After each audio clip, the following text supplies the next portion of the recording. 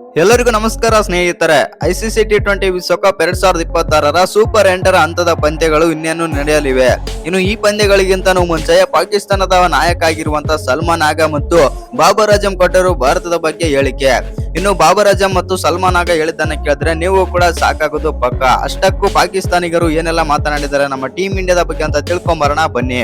ಅದಕ್ಕಿಂತ ಮುಂಚೆ ನೀವೇನಾದ್ರೂ ಚಾನಲ್ಗೆ ಸಬ್ಸ್ಕ್ರೈಬ್ ಮಾಡ್ಕೊಳ್ಳೋದು ಹಾಗೆ ನೋಡ್ತಿದ್ರೆ ಸಬ್ಸ್ಕ್ರೈಬ್ ಮಾಡ್ಕೊಂಡು ಬೆಲ್ ಐಕನ್ ಅನ್ನ ಆಲ್ ಇಟ್ಕೊಳ್ಳಿ. ಹಾಗೆ ಮರಿದೆ ವಿಡಿಯೋಗೆ ಒಂದು ಲೈಕ್ ಕೊಡೋದನ್ನ ಕೂಡ ಮರಿಬೇಡಿ.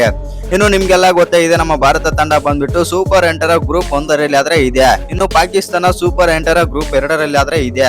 ಇನ್ನು super 8 group 1 Bharat, West Indies, South Africa ಮತ್ತು ಜಿಂಬಾಬ್ವೆ ತಂಡಗಳಿದ್ದರೆ ಗ್ರೂಪ್ 2 ಬಂದ್ಬಿಟ್ಟು ಇಂಗ್ಲೆಂಡ್, ಶ್ರೀಲಂಕಾ, ನ್ಯೂಜಿಲೆಂಡ್ ಮತ್ತು ಪಾಕಿಸ್ತಾನ ತಂಡಗಳಾದ್ರೆ ಇವೆ. ಹೌದು, ಎರಡು ಗ್ರೂಪ್ ಅಲ್ಲೂ ಕೂಡ ಒಳ್ಳೊಳ್ಳೆ ತಂಡಗಳಾದ್ರೆ ಇವೆ. ಆದ್ರೆ ಈ ಪಾಕಿಸ್ತಾನಿಗರು ಮಾತುಗಳನ್ನು ಕೇಳಿದ್ರೆ ಎಲ್ಲರೂ ಕೂಡ ಸಾಕಾಗ್ತೀರಾ. ಹೌದು ಸ್ನೇಹಿತರೆ, ಅಷ್ಟಕ್ಕೂ ಪಾಕಿಸ್ತಾನಿಗರು ಏನೆಲ್ಲ ಮಾತಾಡಿದ್ರ ಅಂತ ತಿಳಿಯೋದಕ್ಕಿಂತ ಮುಂಚೆ ನಮ್ಮ ಭಾರತ ತಂಡ ಸೂಪರ್ 8 ಪಂದ್ಯಗಳನ್ನು ಯಾರ್ಯಾರ ವಿರುದ್ಧ ಎಷ್ಟು ಗಂಟೆಗೆ ಮತ್ತು ಯಾವ ದಿನಾಂಕದಿಂದ ಆಡುತ್ತೆ ಅಂತ ತಿಳ್ಕೊಂಡ್ ಬಂದ್ಬಿಡೋಣ ಬನ್ನಿ.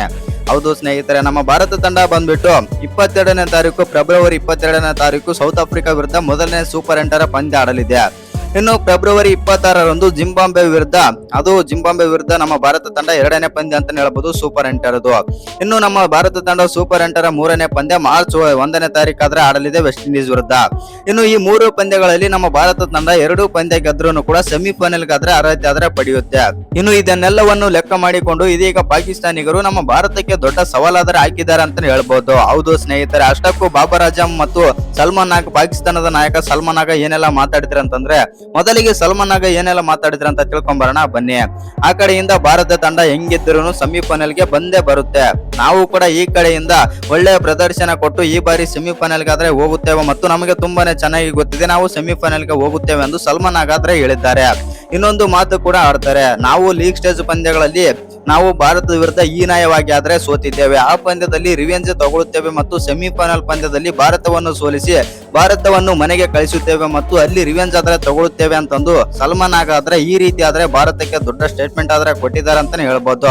ಆದ್ರೆ ಇಲ್ಲಿ ಪಾಕಿಸ್ತಾನದ ನಾಯಕ ಆಗಿರುವಂತಹ ಸಲ್ಮಾನ್ ಆಗಾ ಅವರು ಭಾರತ ಅಂತ ಹೆಸರು ತಗೊಂಡಿಲ್ಲ, ಆದರೆ ನಮ್ಮ ಶತ್ರು ತಂಡವನ್ನು ನಾವು ಸೆಮಿಫೈನಲ್ ಅಲ್ಲಿ ಸೋಲಿಸಿ ಅವರಿಗೆ ಸೋಲಿನ ರುಚಿ ಏನು ಎಂಬುದು ನಾವು ಪ್ರೂವ್ ಮಾಡುತ್ತೇವೆ ಎಂದು ಸಲ್ಮಾನ್ ಆಗಾ ಹೇಳಿದ್ದಾರೆ. ಇಲ್ಲಿ ಒಂದೇನಂತಂದ್ರೆ ನಮ್ಮ ಭಾರತಕ್ಕೆ ಇಂಡೈರೆಕ್ಟ್ ಆಗಿ ಹೇಳಿದ್ದಾರೆ. ಒಟ್ನಲ್ಲಿ ಹೇಳ್ಬೇಕಂತಂದ್ರೆ ಶತ್ರು ತಂಡ ಅಂತಂದ್ರೆ ನಮ್ಮ ಭಾರತ ತಂಡನೇ ಬರುತ್ತೆ. ಆ ಕಾರಣದಿಂದಾಗಿ ಇದೀಗ ಸಲ್ಮಾನ್ ಆಗಾ ಅವರು ನಮ್ಮ ಭಾರತ ತಂಡಕ್ಕೆ ಈ ರೀತಿ ಆದ್ರೆ ಎಚ್ಚರಿಕೆ ಹೇಳಿಕೆ ಕೊಟ್ಟಿದ್ದಾರೆ ಅಂತಾನೆ ಹೇಳ್ಬೋದು. ಇನ್ನು ಇವ್ರೇನಾದ್ರೂ ಸೆಮಿಫೈನಲ್ ಅಥವಾ ಫೈನಲ್ ಅಲ್ಲಿ ಸಿಕ್ಕರು ಅಂತಂದ್ರೆ ಪುಡಿ ಆಗೋದು ಪಕ್ಕ ಅಂತಾನೆ ಹೇಳ್ಬೋದು ನಮ್ಮ ಭಾರತದ ಕೈಯಲ್ಲಿ.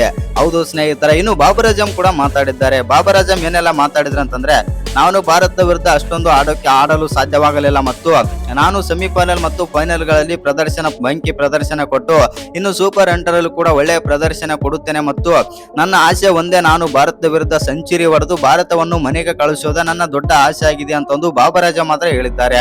ಬಾಬರ್ ಆಜಮ್ ಬಗ್ಗೆ ನಿಮ್ಗೆ ಏನ್ ಅನ್ಸುತ್ತೆ ಅಂತ ಕಮೆಂಟ್ ಮಾಡೋದನ್ನ ಮರಿಬೇಡಿ. ಹಾಗೆ ನಮ್ಮ ಭಾರತ ತಂಡ ಸೆಮಿಫೈನಲ್ ಅಥವಾ ಫೈನಲ್ ಪಂದ್ಯದಲ್ಲಿ ಪಾಕಿಸ್ತಾನ ಏನು ಸಿಕ್ಕರು ನಮ್ಮ ಭಾರತ ತಂಡ ಗೆಲ್ಲುತ್ತಾ ಇಲ್ವಾ ಅವ್ರ ವಿರುದ್ಧ ಅಂತ ಕಮೆಂಟ್ ಮಾಡೋದನ್ನ ಮರಿಬೇಡಿ. ಯಾಕಂತಂದ್ರೆ ಪಾಕಿಸ್ತಾನಿಗರು ಈಗಲೇ ಬೆಂಕಿ ಸ್ಟೇಟ್ಮೆಂಟ್ ಆದ್ರೆ ಕೊಡ್ತಾ ಇದ್ದಾರೆ ನಮ್ಮ ಭಾರತಕ್ಕೆ. ಆ ಕಾರಣದಿಂದಾಗಿ ಸ್ವಲ್ಪ ನಮ್ಮ ಭಾರತದ ಫ್ಯಾನ್ಸ್ ಕೂಡ ಸುಮ್ನೆ ಪೂರ್ವ ಮಾತಾ ಇಲ್ಲ ಅಂತಾನೆ ಹೇಳ್ಬೋದು. ಇನ್ನು ನಿಮ್ಮ ಪ್ರಕಾರ ನಮ್ಮ ಭಾರತ ತಂಡ ಸೆಮಿಫೈನಲ್ ಅಲ್ಲಿ ಏನಾದ್ರು ಪಾಕಿಸ್ತಾನ ಸಿಕ್ಕರೆ ಪುಡಿ ಮಾಡೋದು ಪಕ್ಕ ಇಲ್ವಾ ಅಂತ ಕಮೆಂಟ್ ಮಾಡಿ. ಹಾಗೆ ಇನ್ನು ಯಾರು ಚಾನಲ್ಗೆ ಸಬ್ಸ್ಕ್ರೈಬ್ ಮಾಡ್ಕೊಂಡಿಲ್ಲ ಸಬ್ಸ್ಕ್ರೈಬ್ ಮಾಡ್ಕೊಂಡು ಬೆಲ್ ಐಕನ್ ಅನ್ನ ಆಲ್ ಇಟ್ಕೊಳ್ಳಿ. ಹಾಗೆ ಮರಿದೆ ವಿಡಿಯೋಗೆ ಒಂದು ಲೈಕ್ ಕೊಡೋದನ್ನ ಕೂಡ ಮರಿಬೇಡಿ.